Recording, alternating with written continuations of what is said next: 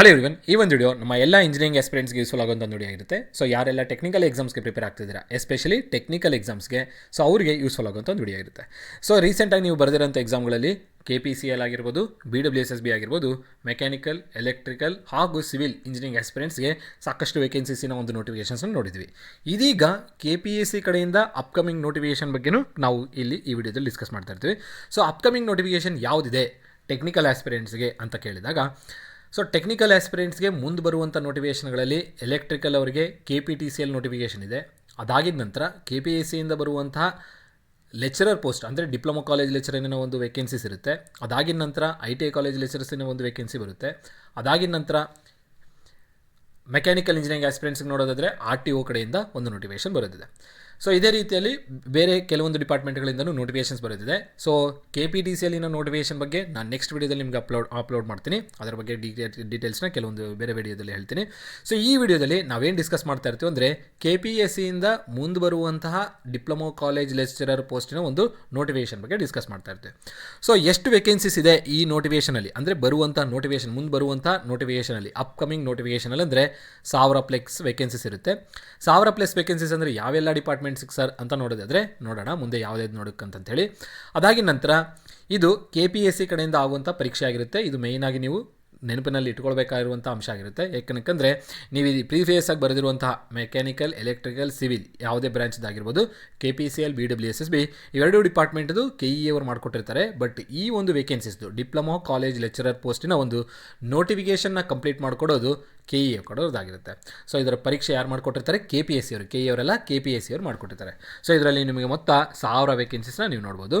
So notification ಕಡೆ ಒಂದಷ್ಟು ಗಮನ ಹರಿಸೋಣ. ಸೊ ಇದು ಒಂದು ಶಾರ್ಟ್ ನೋಟಿಸ್ ಆಗಿರುತ್ತೆ. ವೇಕೆನ್ಸೀಸ್ ಯಾವ್ಯಾವ ಡಿಪಾರ್ಟ್ಮೆಂಟಲ್ಲಿ ಎಷ್ಟೆಷ್ಟು ಇರುತ್ತೆ ಅಂತ ಹೇಳಿ ಇಶ್ಯೂ ಮಾಡಿರುವಂಥ ಸರ್ಕ್ಯುಲರ್ ಇದು. ಸೊ ಇಲ್ಲಿ ನೀವು ಡೇಟ್ ನೋಡ್ತಾ ಇರ್ಬೋದು, 28ನೇ ತಾರೀಕು 1/2026 ಅಂದರೆ ನಿನ್ನೆ ಇಶ್ಯೂ ಮಾಡಿರುವಂಥ ಡಾಕ್ಯುಮೆಂಟ್ ಆಗಿರುತ್ತೆ. ಇವತ್ತು ಎಷ್ಟು 29ನೇ ತಾರೀಕು ಆಗಿರುತ್ತೆ. ಸೊ ನಿನ್ನೆ ಇಶ್ಯೂ ಮಾಡಿರುವಂಥ ಡಾಕ್ಯುಮೆಂಟ್ ಇದಾಗಿರುತ್ತೆ ನೋಡಿ. ಇದರಲ್ಲಿ ನೀವು ಸರ್ಕಾರಿ ಪ್ರಥಮ ದರ್ಜೆ ಕಾಲೇಜು, ಇದು PU ಕಾಲೇಜಿನ ನೋಟಿಫಿಕೇಷನು, ಇದು ನಮಗೆ ಸಂಬಂಧಪಟ್ಟಿದ್ದಲ್ಲ. ಸರ್ಕಾರಿ ಪಾಲಿಟೆಕ್ನಿಕ್, ಸೊ ಇಲ್ಲಿದೆ ನೋಡಿ, ಇದು ಎಲ್ಲ ಇಂಜಿನಿಯರಿಂಗ್ ಆಸ್ಪಿರೆಂಟ್ಸ್ಗೆ ಯೂಸ್ಫುಲ್ ಆಗೋಂಥ ಒಂದು ಸರ್ಕ್ಯುಲರ್ ಆಗಿರುತ್ತೆ. ಸೊ ಇದರಲ್ಲಿ ನಾವು ಎಷ್ಟು ವೇಕೆನ್ಸೀಸ್ನ ನೋಡ್ಬೋದು? 941 ವೇಕೆನ್ಸಿ. ನಾನು 1000 ಅಂತ ಹೇಳಿದೆ, 941 ಆಸ್ಪಾಸಲ್ಲಿರುತ್ತೆ. ಅದೇ ರೀತಿಯಲ್ಲಿ ನೆಕ್ಸ್ಟ್ ನೋಡಿ, ಸರ್ಕಾರಿ ಇಂಜಿನಿಯರಿಂಗ್ ಕಾಲೇಜುಗಳು 186 ವೇಕೆನ್ಸೀಸು. UVC ವಿಶ್ವವಿದ್ಯಾಲಯದಲ್ಲಿ ಇದೆಷ್ಟು? 47 ವೇಕೆನ್ಸೀಸು. ಸೊ ಇದೆರಡು ಇಂಜಿನಿಯರಿಂಗ್ ಆಸ್ಪಿರೆಂಟ್ಸ್ ಅಲ್ಲ, MTech ಆಸ್ಪಿರೆಂಟ್ಸ್ ಆಗಿರ್ತಾರೆ ಅಥವಾ PhD ಕಂಪ್ಲೀಟ್ ಆಗಿರುವಂಥ ಆಸ್ಪಿರೆಂಟ್ಸ್ಗೆ ಯೂಸ್ಫುಲ್ ಆಗೋವಂಥ ಒಂದು ಸರ್ಕ್ಯುಲರು ಅಥವಾ ನೋಟಿಫಿಕೇಷನ್ ಇದು. ಇವೆರಡು ಇಲ್ಲಿ ಏನಿದೆ ಅಲ್ಲ, ಇದಕ್ಕೆ ಮಾತ್ರ ಇಂಜಿನಿಯರಿಂಗ್ ಆಸ್ಪಿರೆಂಟ್ಸು ಹಾಗೂ MTech ಆಸ್ಪಿರೆಂಟ್ಸ್ಗೆ ಯೂಸ್ಫುಲ್ ಆಗುವಂಥ ಒಂದು ನೋಟಿಫಿಕೇಷನ್ ಆಗಿರುತ್ತೆ. ಸೊ ಇದರ ಒಂದು ಡೀಟೇಲ್ಡ್ ನೋಟಿಫಿಕೇಷನು ಮುಂದಿನ ದಿನಗಳಲ್ಲಿ KPSC ಅವರು ತಮ್ಮ ಅಫಿಷಿಯಲ್ ವೆಬ್ಸೈಟಲ್ಲಿ ರಿಲೀಸ್ ಮಾಡ್ತಾರೆ. ಆ ಡಾಕ್ಯುಮೆಂಟ್ ರಿಲೀಸ್ ಮಾಡಿದ ನಂತರ ನಾನು ನನ್ನ ಚಾನಲಲ್ಲಿ ಆ ಡಾಕ್ಯುಮೆಂಟಿನ ಸಂಪೂರ್ಣ ವಿವರವನ್ನು ನಿಮಗೆ ನಾನು ತಿಳಿಸ್ತಾ ಹೋಗ್ತೀನಿ. ಸೊ ಪ್ರೆಸೆಂಟಾಗಿ ನೀವು ತಿಳ್ಕೊಳ್ಬೇಕಾಗಿದ್ದೇನೆಂದರೆ ಎಷ್ಟು ನಂಬರ್ ಆಫ್ ವೇಕೆನ್ಸೀಸು ಮುಂದೆ ಬರುತ್ತೆ? 941 ವೇಕೆನ್ಸೀಸ್, 941 ವೇಕೆನ್ಸೀಸು ಪಾಲಿಟೆಕ್ನಿಕ್ ಲೆಕ್ಚರರ್ಸಿನ ಒಂದು ನೋಟಿಫಿಕೇಷನ್ ಮುಂದಿನ ದಿನಗಳಲ್ಲಿ ನೀವು ಎಕ್ಸ್ಪೆಕ್ಟ್ ಮಾಡ್ಬೋದು. ಸೊ ಇದು ಯಾರು ಮಾಡ್ತಾರೆ? ಎಕ್ಸಾಮ್ನ ಕಂಡಕ್ಟ್ ಮಾಡಿಕೊಡೋದು KPSC ಆಗಿರುತ್ತೆ, Karnataka public service commission. So ಈ ವೇಕೆನ್ಸಿಯಲ್ಲಿ ನೀವು ಎಷ್ಟು ವೇಕೆನ್ಸೀಸ್ನ ನೋಡ್ತೀರಾ? 941+ ವೇಕೆನ್ಸೀಸ್ ಬರ್ಬೋದು. ಯಾವ್ಯಾವ ಡಿಪಾರ್ಟ್ಮೆಂಟಿಗೆ ಮೇಯ್ನ್ ಆಗಿರುತ್ತೆ, ಮೇಜರ್ ಆಗಿರುತ್ತೆ ಅಂತ ನೋಡೋದಾದರೆ EEE, EC, ಮೆಕ್ಯಾನಿಕಲ್ ಹಾಗೂ ಸಿವಿಲ್ ಮತ್ತು ಆಟೋಮೊಬೈಲ್ ಇಂಜಿನಿಯರಿಂಗ್. ಇನ್ನೂ ಬೇರೆ ಬೇರೆ ಡಿಪಾರ್ಟ್ಮೆಂಟ್ಸ್ ಇರುತ್ತೆ, ಬಟ್ ಮೇಜರ್ ಆಗಿರುವಂಥ ಡಿಪಾರ್ಟ್ಮೆಂಟ್ಸ್ ಇವುಗಳು. ಏನಕ್ಕೆ ಮೇಜರ್ ಡಿಪಾರ್ಟ್ಮೆಂಟ್ಸ್ ಅಂತ ಹೇಳ್ತಾ ಇದ್ದೀನಿ ಅಂತಂದರೆ, ಭಾಳಷ್ಟು ಸಂಖ್ಯೆಯಲ್ಲಿ ವೇಕೆನ್ಸೀಸ್ ಕಾಣುವಂಥ ಡಿಪಾರ್ಟ್ಮೆಂಟ್ಸ್ ಇದು. ಸೊ ನೀವು EEE ನೋಡೋದಾದರೆ 180+ ವೇಕೆನ್ಸೀಸ್ನ ನೋಡ್ತೀರಾ, ECಗೆ 213+ ವೇಕೆನ್ಸೀಸ್ನ ನೋಡ್ತೀರಾ, ಮೆಕ್ಯಾನಿಕಲ್ಗೆ 180+ ವೇಕೆನ್ಸೀಸ್ ಇರುತ್ತೆ, ಸಿವಿಲ್ಗೆ ಅರೌಂಡ್ 60+ ವೇಕೆನ್ಸೀಸ್ ಬರುತ್ತೆ, ಆಟೋಮೊಬೈಲ್ಗೆ ಅರೌಂಡ್ 50+ ವೇಕೆನ್ಸೀಸ್ ಬರ್ಬೋದು. ಸೊ ನಾವು ನೋಡ್ತಾ ಇರ್ಬೋದು, ಇಷ್ಟು ವೇಕೆನ್ಸಿನ ನೀವು ಆ್ಯಡ್ ಮಾಡಿದ್ರು ಇನ್ನೂ 941 ಟ್ಯಾಲಿ ಆಗಲ್ಲ. ಸೊ ಇನ್ನೂ ವೇಕೆನ್ಸೀಸ್ ಇದಕ್ಕೆ ಆ್ಯಡ್ ಆಗೋ ಚಾನ್ಸಸ್ ಇರುತ್ತೆ. 180 ಇರೋದು 210 ಆಗ್ಬೋದು, 230 ಆಗ್ಬೋದು, but minimum number of vacancies ಇಷ್ಟಂತೂ ನೀವು ನೋಡ್ತೀರಾ. ಸೊ ಇಲ್ಲಿ ನಾನೇನು ವೇಕೆನ್ಸೀಸ್ ಬರೆದಿದ್ದೀನಿ, ಇದು HK ಹಾಗೂ NHK ಎರಡಕ್ಕೂ ಇರುವಂಥ ವೇಕೆನ್ಸೀಸ್ ಇದು. NHK ಮತ್ತು HKಗೆ. ಸೊ 180 ವೇಕೆನ್ಸೀಸ್ ಇದೆ, ಇದರಲ್ಲಿ HKನೂ ಇದೆ, NHKನೂ ಇದೆ. 213 ವೇಕೆನ್ಸೀಸ್ ಏನಿದೆ, ಇದರಲ್ಲಿ HKನೂ ನೋಡ್ಬೋದು, NHKನೂ ನೋಡ್ಬೋದು. ಸೊ ನೋಡೋಣ, ಡೀಟೇಲ್ಡ್ ನೋಟಿಫಿಕೇಷನ್ ಕೈಗೆ ಸಿಕ್ಕಾಗ ನಾನು ನಿಮಗೆ ತಿಳಿಸ್ತಾ ಹೋಗ್ತೀನಿ ಅದರ ಒಂದು ಕಂಪ್ಲೀಟ್ ಡೀಟೇಲ್ಸ್ನ. ನೆಕ್ಸ್ಟ್ ನಮ್ಮ ಆಸ್ಪಿರೆಂಟ್ಸ್ಗೆ ಬರುವಂಥ ಪ್ರಶ್ನೆ ಏನಂದರೆ, ಸಿಲೆಬಸ್ ಏನಿರುತ್ತೆ. ಸೊ ಇದು ಪೇಪರ್ 1, ಪೇಪರ್ 2 ಪೇಪರ್ಸ್ ಇರುತ್ತೆ. ಸೊ ಫಸ್ಟ್ ಪೇಪರ್ ಬಂದು GK ಅಂದರೆ ಜನರಲ್ ಪೇಪರ್ ಆಗಿರುತ್ತೆ. ಎರಡನೇ ಪೇಪರ್ ಬಂದು ಟೆಕ್ನಿಕಲ್ ಪಾರ್ಟ್ ಆಗಿರುತ್ತೆ, ಅಂದರೆ specific paper. So paper 1 paper 2 ಮಾರ್ಕ್ಸಿನ ಡೀಟೇಲ್ಸ್ನ KPSC ಅವ್ರು ಕೊಟ್ಟಾಗಲೇ ಗೊತ್ತಾಗುತ್ತೆ. ಬಟ್ ನನ್ನ ಕಡೆಯಿಂದ ನೋಡಿದಾಗ ಇದಕ್ಕೆ 300 ಮಾರ್ಕ್ಸ್, ಇದಕ್ಕೆ 300 ಮಾರ್ಕ್ಸ್ ಇರುವಂಥ ಸಾಧ್ಯತೆಗಳಿರುತ್ತೆ. ಇದು ರಿಟರ್ನ್ ಎಕ್ಸಾಮಿನೇಷನ್ ಇರಲ್ಲ, ಇದು ನಿಮಗೆ MCQ ಫಾರ್ಮೆಟ್ ಇರುತ್ತೆ. ಇದು ಒಂದು ಗಮನದಲ್ಲಿ ಇಟ್ಕೊಳ್ಳಿ, MCQs ಇರುತ್ತೆ. ಅದಾಗಿ ನಂತರ ನೆಗೆಟಿವ್ ಇರುತ್ತಾ ಅಂತಂದರೆ ನೆಗೆಟಿವ್ ಇರುತ್ತೆ. ಎಷ್ಟಿರುತ್ತೆ? 1/3 ನೆಗೆಟಿವ್ ಇರುತ್ತೆ. ಅದಾಗಿ ನಂತರ ಇಂಟರ್ವ್ಯೂ ಇರುತ್ತಾ ಅಂದರೆ ನೋ ಇಂಟರ್ವ್ಯೂ, ಇದಕ್ಕೆ ಯಾವುದೇ ಥರದ ಇಂಟರ್ವ್ಯೂ ಇರಲ್ಲ. ಸ್ಕಿಲ್ ಟೆಸ್ಟ್ ಏನಾದರೂ ಇರುತ್ತಾ ಅಂದರೆ ಸ್ಕಿಲ್ ಟೆಸ್ಟೂ ಇರಲ್ಲ. ನೆಕ್ಸ್ಟ್ ಇನ್ನೂ ಏನು ಪಾಯಿಂಟ್ಸ್ನ ನಾವು ತಿಳ್ಕೊಳ್ಬೇಕು ಅಂದರೆ ಕ್ವಾಲಿಫಿಕೇಷನ್ ಬಗ್ಗೆ ಸಾಕಷ್ಟು ಜನ ಸ್ಟೂಡೆಂಟ್ಸ್ಗೆ ಕನ್ಫ್ಯೂಷನ್ ಇದೆ. ಆ ಒಂದು ಕನ್ಫ್ಯೂಷನು ನಾನಿಲ್ಲಿ ಆದಷ್ಟು ನನ್ನ ಕಡೆಯಿಂದ ಕ್ಲಿಯರ್ ಮಾಡೋದಕ್ಕೆ ಟ್ರೈ ಮಾಡ್ತೀನಿ. ಸೊ ಕ್ವಾಲಿಫಿಕೇಷನ್ ನೋಡೋದಾದರೆ BE ನೀವೇನಾದರೂ ಕಂಪ್ಲೀಟ್ ಆಗಿದ್ದರೆ, ಇಂಜಿನಿಯರಿಂಗ್ ಕಂಪ್ಲೀಟ್ ಆಗಿದ್ದರೆ ಇಂಜಿನಿಯರಿಂಗು ಪ್ಲಸ್ 2 ಇಯರ್ಸ್ ಎಕ್ಸ್ಪೀರಿಯೆನ್ಸ್ ಕೇಳುವಂಥ ಸಾಧ್ಯತೆ ಇರುತ್ತೆ. ಅಥವಾ ಇನ್ ಕೇಸ್ MTech ಕಂಪ್ಲೀಟ್ ಆಗಿದ್ದರೆ, MTech ಆಗಿತ್ತು ಅಂದರೆ ಡೈರೆಕ್ಟಾಗಿ only MTech without any experience, MTech ಆಸ್ಪಿರೆಂಟ್ಸ್ಗೆ ವಿತೌಟ್ ಎಕ್ಸ್ಪೀರಿಯನ್ಸ್ ಕೇಳುವ ಸಾಧ್ಯತೆಗಳಿರುತ್ತೆ. Without experience. ಸೊ MTech ಆಗಿದ್ದರೆ ಎಕ್ಸ್ಪೀರಿಯನ್ಸ್ ಬೇಕಾಗಿರಲ್ಲ. BE ಕಂಪ್ಲೀಟ್ ಆಗಿದೆ ಅಂದರೆ 2 ಇಯರ್ಸ್ ಎಕ್ಸ್ಪೀರಿಯನ್ಸ್ ಕೇಳುವ ಸಾಧ್ಯತೆ ಇರುತ್ತೆ. ಇಲ್ಲಿ ನಿಮಗೆ ಕೆಲವೊಂದು ಪ್ರಶ್ನೆ ಇನ್ನೊಂದು ಬರುತ್ತೆ, 2 ಇಯರ್ಸ್ ಎಕ್ಸ್ಪೀರಿಯನ್ಸ್ ಯಾವುದ್ರದ್ದು ಸರ್ ಅಂತ ಕೇಳ್ಬೋದು. ಸೊ ಪ್ರೀವಿಯಸ್ ಆಗಿ ನೀವು ನೋಡೋದಾದರೆ ಇಂಡಸ್ಟ್ರಿಯಲ್ ಆ್ಯಕ್ಟಲ್ಲಿ ಎಸ್ಟಾಬ್ಲಿಷ್ ಆಗಿರುವಂಥ ಇಂಡಸ್ಟ್ರೀಸಲ್ಲಿ ಕೆಲಸ ಮಾಡಿದರೆ ಅದನ್ನು ಎಕ್ಸ್ಪೀರಿಯನ್ಸಾಗಿ ಕನ್ಸಿಡರ್ ಮಾಡ್ತಾರೆ. ಅದನ್ನು ನೋಡಬೇಕು, ಅಫಿಷಿಯಲಾಗಿ ಡಾಕ್ಯುಮೆಂಟ್ ಬಂದಾಗ ಏನು ಎಕ್ಸ್ಪೀರಿಯನ್ಸ್ ಕೇಳಿರ್ತಾನೆ ಅಂತ ಗೊತ್ತಾಗುತ್ತೆ. ಸೊ 2 ಇಯರ್ಸ್ ಎಕ್ಸ್ಪೀರಿಯನ್ಸು ಕೇಳುವ ಸಾಧ್ಯತೆ ಇರುತ್ತೆ. ಇದು 2 ಇಯರ್ಸ್ ಎಕ್ಸ್ಪೀರಿಯನ್ಸು ಟೀಚಿಂಗ್ ಫೀಲ್ಡಲ್ಲಿದ್ದರೂ ಪ್ರಿಫರೆನ್ಸ್ ಇರುತ್ತೆ, ಅಂದಷ್ಟು ನಿಮಗೆ ಸ್ಕೋಪ್ ಇರುತ್ತೆ. ಟೀಚಿಂಗ್ ಫೀಲ್ಡಲ್ಲಿ ನಿಮಗೆ ಎಕ್ಸ್ಪೀರಿಯನ್ಸ್ ಇತ್ತಂದ್ರೂ ಕನ್ಸಿಡರ್ ಮಾಡ್ತಾರೆ, ಇಂಡಸ್ಟ್ರಿಯಲ್ ಎಕ್ಸ್ಪೀರಿಯನ್ಸ್ ಇತ್ತಂದ್ರೂ ಕನ್ಸಿಡರ್ ಮಾಡ್ತಾರೆ. ಸೊ IT-ನಲ್ಲಿ ಕೆಲಸ ಮಾಡೋದನ್ನು ಕನ್ಸಿಡರ್ ಮಾಡ್ಬೋದು. ಅಫಿಷಿಯಲ್ ನೋಟಿಫಿಕೇಷನ್ ಬಂದಾಗ ಅದರ ಸ್ಪೆಸಿಫಿಕೇಷನ್ ಏನಿದೆ ಅಂತ ಗೊತ್ತಾಗುತ್ತೆ. ಸೊ ಪ್ರೆಸೆಂಟಾಗಿ ನೀವು ಇಷ್ಟು ಅರ್ಥ ಮಾಡ್ಕೊಳ್ಳಿ, BE ಕಂಪ್ಲೀಟ್ ಆಗಿದ್ದಂದರೆ 2 ಇಯರ್ಸ್ ಎಕ್ಸ್ಪೀರಿಯನ್ಸ್ ಇರಬೇಕಾಗುತ್ತೆ. MTech ಆಗಿದ್ದರೆ ಯಾವುದೇ ಥರದ ಎಕ್ಸ್ಪೀರಿಯನ್ಸ್ ಬೇಕಾಗಲ್ಲ. ಸೊ ಇವೆರಡರಲ್ಲಿ ಯಾವ ಥರ ಚೂಸ್ ಮಾಡ್ತಾರೆ ಅಂತ ಅಫಿಷಿಯಲ್ ಡಾಕ್ಯುಮೆಂಟ್ ಬಂದಾಗ ಗೊತ್ತಾಗುತ್ತೆ.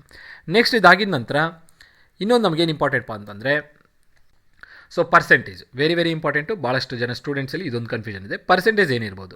ಸೊ ನೋಡಿ, ಜನರಲ್ ಮೆರಿಟಿಗೆ ಅಂತ ಕೇಳೋದಾದರೆ ಜನರಲ್ ಮೆರಿಟಿಗೆ 60% ಇಡುವ ಸಾಧ್ಯತೆಗಳಿರುತ್ತೆ. ಇನ್ನು OBC ಕ್ಯಾಂಡಿಡೇಟ್ಸ್ಗೆ 2A 2B 3A 3B ಕ್ಯಾಂಡಿಡೇಟ್ಸ್ಗೆ 55% ಇಡುವ ಸಾಧ್ಯತೆಗಳಿರುತ್ತೆ, ಅಥವಾ 50% ಇಡ್ಬೋದು. ಇದು 50 to 55 ಅಂತ ಕನ್ಸಿಡರ್ ಮಾಡಿ, 50 to 55%. ಅದೇ ರೀತಿಯಲ್ಲಿ SC ಹಾಗೂ ST ಮತ್ತು ಕ್ಯಾಟಗಿರಿ 1 ಆಸ್ಪಿರೆಂಟ್ಸ್ಗೆ 45% ಇಡುವ ಸಾಧ್ಯತೆಗಳಿರುತ್ತೆ, 40+ ಅಂತ ಕನ್ಸಿಡರ್ ಮಾಡಿ.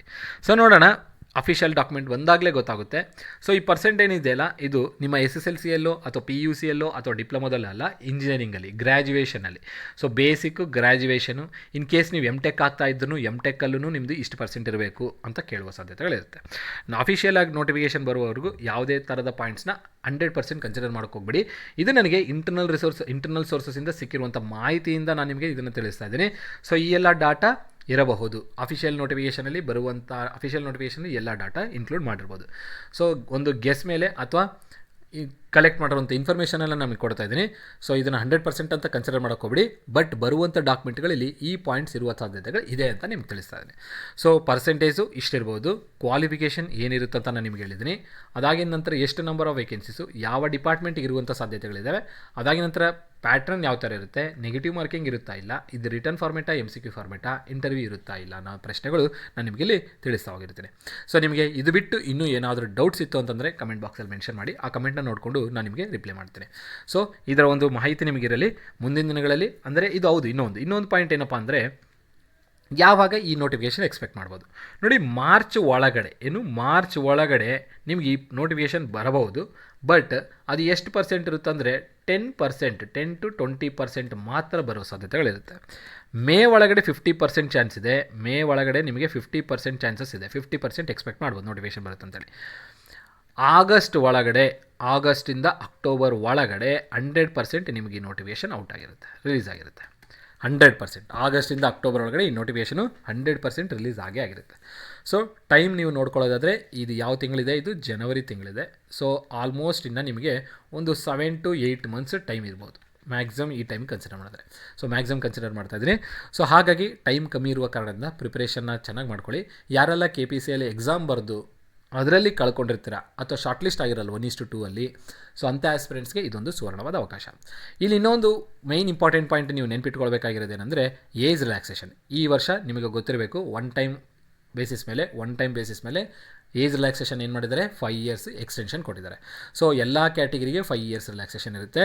ಸೊ ಜನರಲ್ ಮೆರಿಟ್ ಆಸ್ಪಿರೆಂಟ್ಸ್ ಯಾರಾದರೂ ಇದ್ದು ನಿಮ್ಮ ಏಜು 38 ಆಗಿದ್ದರೆ ನಿಮ್ಮ ಏಜ್ 35 ಜನರಲ್ ಮೆರಿಟಿಗೆ ಆ್ಯಕ್ಚುಲ್ ಆಗಿದ್ದು age limit plus but Karnataka government ಅವ್ರು ಏನು ಮಾಡಿದ್ದಾರೆ 5 ಇಯರ್ಸ್ನ ಏಜ್ ರಿಲ್ಯಾಕ್ಸೇಷನ್ ಕೊಟ್ಟಿರೋ ಕಾರಣದಿಂದ ಸೊ ಜನರಲ್ ಮೆರಿಟ್ ಅವ್ರು ಎಷ್ಟಾಗಿರ್ತಾರೆ 40 ಇಯರ್ಸ್ವರೆಗೂ ಬರಿಬೋದು. ಸೊ ನಿಮ್ಮ ಕೇಸ್ ಏನಾದರೂ ನಿಮ್ಮದು ಏಜ್ 40 ಒಳಗಡೆ ಇದು ಅಂತಂದರೆ ಜನರಲ್ ಮೆರಿಟ್ ಆಸ್ಪಿರೆಂಟ್ಸು ನೀವು ಎಲಿಜಿಬಲ್ ಇರ್ತೀರ. ಅದೇ ರೀತಿಯಲ್ಲಿ OBC ಆಸ್ಪಿರೆಂಟ್ಸು ಏನು OBC aspirants SC ST 2A 2B ಅಲ್ಲ ಸಾರಿ SC ST ಅಲ್ಲ 2A 2B 3A 3B ಈ ಕ್ಯಾಟಗರಿ ಆಸ್ಪಿರೆಂಟ್ಸು ಇವ್ರದ್ದು ಜನರಲಾಗಿ ಎಷ್ಟಿರುತ್ತೆ 38 ಏಜ್ ಲಿಮಿಟ್ ಇರುತ್ತೆ. ಸೊ ಪ್ಲಸ್ 5 ಇಯರ್ಸ್ ಇನ್ಕ್ಲೂಡ್ ಮಾಡಿರೋ ಕಾರಣದ ಇವ್ರದ್ದು ಎಷ್ಟಾಗುತ್ತೆ 43 ಇಯರ್ಸ್ ಆಗುತ್ತೆ. ಸೊ OBCಯಲ್ಲಿ ಯಾವುದಾದ್ರೂ ನಿಮ್ಮ ಕ್ಯಾಟಗರಿ ಬರೋದಾದರೆ OBCಯಲ್ಲಿ ಯಾವುದೇ ಕ್ಯಾಟಗರಿ ನಿಮ್ಮಲ್ಲಿತ್ತು ನಿಮ್ಮ ಕ್ಯಾಟಗರಿ ಆಗಿತ್ತು ಅಂದರೆ ನಿಮ್ಮ ಏಜ್ ಲಿಮಿಟು 43ವರೆಗೂ ನಿಮಗೆ ಚಾನ್ಸ್ ಇರುತ್ತೆ. ಸೊ ನಿಮ್ಮ ಏಜು 43 ಇತ್ತು ಅಂದರೆ ನೀವಿನ್ನೂ ಚಾನ್ಸಸ್ ಇದೆ ಅಂತ ಅರ್ಥ. ಸೊ ನೋಟಿಫಿಕೇಷನ್ ಬಂದಾಗ ಈ ಒಂದು ಏಜ್ನ ನೀವು ನೋಡ್ಬೋದು. ಸೊ OBC ಕ್ಯಾಂಡಿಡೇಟ್ಸ್ಗೆ 43 ಮ್ಯಾಕ್ಸಿಮಮ್ ಲಿಮಿಟು, ಜನರಲ್ ಮೆರಿಟಿಗೆ 40 ಇಯರ್ಸ್ ಆಗಿರುತ್ತೆ. ಇನ್ನು SC ಹಾಗೂ ST ಹಾಗೂ ಕ್ಯಾಟಗರಿ 1ಗೆ ಜನರಲಾಗಿ 40 ಇಯರ್ಸ್ ಇರುತ್ತೆ. ಸೊ 40 + 5 ಇಯರ್ಸ್ ಅಂದರೆ 45 ಇಯರ್ಸ್ ಆಗಿದ್ದನ್ನು ನೀವು ಬರಿಬೋದು. ಸೊ ಇಲ್ಲಿ ಕ್ಯಾಟಗರಿ 1 OBCಯಲ್ಲೇ ಬರುವ ಸಾಧ್ಯತೆಗಳಿರ್ಬೋದು. ಸೊ SC STಗಂತೂ 45 ಮಿನಿಮಮ್ 45 ಇಯರ್ಸ್ ಆಗಿದ್ದನ್ನು ನೀವು ಎಕ್ಸಾಮ್ನ ಬರಿಬೋದು. ಸೊ ಏಜ್ ಲಿಮಿಟು ಈ ಥರ ಇರುತ್ತೆ.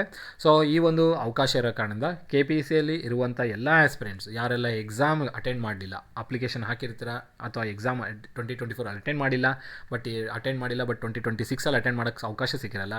ಸೊ ಅಂತ ಯಾರೆಲ್ಲ ಕಳ್ಕೊಂಡಿರ್ತೀರ, ಸೆಲೆಕ್ಷನ್ ಆಗದೆ ಮಿಸ್ ಮಾಡ್ಕೊಂಡಿರ್ತಾರೆ, 1 or 2 ಮಾರ್ಕ್ಸಲ್ಲಿ ಮಿಸ್ ಮಾಡ್ಕೊಂಡಿರ್ತಾರೆ, ಅವ್ರಿಗೆ ಇದು ಗುಡ್ ಅಪಾರ್ಚುನಿಟಿ ಅಂತ ಅನ್ಬೋದು. ಸೊ ಹಾಗಾಗಿ ಯಾರೆಲ್ಲ ಪ್ರಿಪರೇಷನ್ನ ಪ್ರೀವಿಯಸ್ ಆಗಿ ಮಾಡ್ತಾಯಿದ್ರಿ ಕಂಟಿನ್ಯೂಟಿನಲ್ಲಿ ಇಟ್ಕೊಳ್ಳಿ. ಕಂಟಿನ್ಯೂಟಿಯಲ್ಲಿ ಹಿಡಿಯೋದ್ರಿಂದ ನಿಮಗೆ ಮುಂದೆ ಬರುವಂಥ ಈ ನೋಟಿಫಿಕೇಷನ್ಗೆ ಹೆಲ್ಪ್ಫುಲ್ ಆಗುತ್ತೆ. ಸೊ ಅದೇ ರೀತಿಯಲ್ಲಿ ಇನ್ನೂ ಒಂದು ನೋಟಿಫಿಕೇಷನ್ ಇದೆ RTO ಬಗ್ಗೆ, ಅದು ನಾನು ನಿಮ್ಮ ನೆಕ್ಸ್ಟ್ ವೀಡಿಯೋದಲ್ಲಿ ನಿಮಗೆ ಅಪ್ಡೇಟ್ ಮಾಡ್ತೀನಿ. RTO ನೋಟಿಫಿಕೇಷನ್ ಕೂಡ ಬರೋದಿದೆ, ಅದರ ಒಂದು ಎಕ್ಸಾಮ್ ಫಾರ್ಮೇಟ್ ಕೂಡ ಸಾಧ್ಯತೆ ಇದೆ ಚೇಂಜ್ ಆಗೋದು. ಸೊ ಅದರ ಬಗ್ಗೆ ನಾನು ನಿಮಗೆ ನೆಕ್ಸ್ಟ್ ವೀಡಿಯೋದಲ್ಲಿ ಅಪ್ಡೇಟ್ ಮಾಡ್ತೀನಿ. ಸೊ ಯಾರೆಲ್ಲ ಪ್ರಿಪರೇಷನ್ ಮಾಡ್ತಾಯಿದ್ದಾರೆ ಪ್ರಿಪರೇಷನ್ ಮಾಡ್ತಾ ಹೋಗಿ. ಸೊ ಇನ್ನು ನಿಮಗೆ ನನ್ನ ಚಾನಲಲ್ಲಿ ಈ ಒಂದು ನೋಟಿಫಿಕೇಷನ್ ಸಂಬಂಧಪಟ್ಟಂಥ ಕಂಟೆಂಟು ಇನ್ನು ಮುಂದೆ ಅವೈಲೇಬಲ್ ಆಗ್ತಾ ಹೋಗುತ್ತೆ. ಸೊ ಆ ಒಂದು ರಿಸೋರ್ಸ್ನ ನೀವು ಯೂಸ್ ಮಾಡ್ಕೊಳ್ಬೋದು. ಸೊ ಯಾರೆಲ್ಲ ಈ ಚಾನಲ್ಗೆ ಇನ್ನೂ ಸಬ್ಸ್ಕ್ರೈಬ್ ಆಗಿಲ್ಲ ಸಬ್ಸ್ಕ್ರೈಬ್ ಮಾಡಿ, ಹಾಗೂ ನಿಮ್ಮ ಫ್ರೆಂಡ್ ಜೊತೆಗೆ ಶೇರ್ ಮಾಡಿ. ಸೊ ಈ ಒಂದು ಮಾಹಿತಿ ನಿಮಗೆ ಇಷ್ಟ ಆದರೆ ಲೈಕ್ ಮಾಡಿ. ಇದೇ ರೀತಿಯ ಪ್ರತಿಯೊಂದು ಅಪ್ಡೇಟ್ ಇನ್ನು ಮೇಲೆ ಯಾವುದೇ ಥರದ ಕರ್ನಾಟಕದಲ್ಲಿ notifications mechanical engineers, electrical engineers, civil engineers ಹಾಗೂ EC ಇಂಜಿನಿಯರ್ಸ್ ಯಾರಿಗೇ ಆಗಲಿ ಹೊಸ ನೋಟಿಫಿಕೇಷನ್ಸ್ ಬಂತಂದರೆ ನನ್ನ ಚಾನಲಲ್ಲಿ ನಿಮಗೆ ಅಪ್ಡೇಟ್ ಮಾಡ್ತೀನಿ. ಸೊ ಇದೇ ರೀತಿಯಲ್ಲಿ ನಮಗೆ ಒಂದು ಗ್ರೂಪೂ ಇದೆ. ಸೊ ಆ ಗ್ರೂಪ್ಗೆ ಜಾಯ್ನ್ ಆಗಿ ಅಲ್ಲಿ ನಿಮಗೆ ಯಾವುದೇ ಥರದ ನೋಟಿಫಿಕೇಷನ್ ಅನ್ನೋ ಒಂದು ಪ್ರತಿಯೊಂದು ನೋಟಿಫಿಕೇಷನ್ ಯಾವುದೇ ಥರದ ನೋಟಿಫಿಕೇಷನ್ ಬರಲಿ ಆ ಒಂದು ನೋಟಿಫಿಕೇಷನ್ ಅಪ್ಡೇಟ್ ಸಿಗುತ್ತೆ. ಆ ನೋಟಿಫಿಕೇಷನಿನ ಪ್ರಾಸೆಸ್ಸಿನ ಪ್ರತಿಯೊಂದು ಹಂತದ ಬಗ್ಗೆಯೂ ನಿಮಗೆ ಅಲ್ಲಿ ಅಪ್ಡೇಟ್ ಆಗ್ತಾ ಹೋಗುತ್ತೆ. ಸೊ ಆ ನೋಟಿಫಿಕೇಷನಿನ ಲಿಂಕ್ ಬಗ್ಗೆ ಅಥವಾ ಆ ಚಾನಲಿನ ಲಿಂಕು ನಾನು ಈ ಒಂದು ಡಿಸ್ಕ್ರಿಪ್ಷನ್ ಬಾಕ್ಸಲ್ಲಿ ಕೊಟ್ಟಿದ್ದೀನಿ. ಸೊ ಆ ಚಾನಲ್ನ ಕ್ಲಿಕ್ ಮಾಡಿಕೊಂಡು ನೀವು ಆ ಗ್ರೂಪ್ಗೆ ಜಾಯ್ನ್ ಆಗ್ಬೋದು. ಸೊ ಅಲ್ಲಿ ನಿಮಗೆ ಎಲ್ಲ ನೋಟಿಫಿಕೇಷನ್ಸಿನ ಅಪ್ಡೇಟ್ ಸಿಗ್ತಾ ಹೋಗುತ್ತೆ. ಸೊ ಇಷ್ಟನ್ನು ಹೇಳ್ತಾ ಈ ವಿಡಿಯೋ ಎಂಡ್ ಮಾಡ್ತಿದ್ದೀನಿ. ಏನೇ ಡೌಟ್ ಇತ್ತು ಅಂದರೆ ಕಮೆಂಟ್ ಬಾಕ್ಸಲ್ಲಿ ಮೆನ್ಷನ್ ಮಾಡಿ, ಆ ಕಮೆಂಟ್ನ ನೋಡ್ಕೊಂಡು ನಾನು ನಿಮಗೆ ರಿಪ್ಲೈ ಮಾಡ್ತೀನಿ. ಸೊ ಇಷ್ಟನ್ನು ಹೇಳ್ತಾ ಈ ವಿಡಿಯೋ ಎಂಡ್ ಮಾಡೋಣ. ಎಲ್ಲರಿಗೂ ಧನ್ಯವಾದಗಳು. Have A nice day.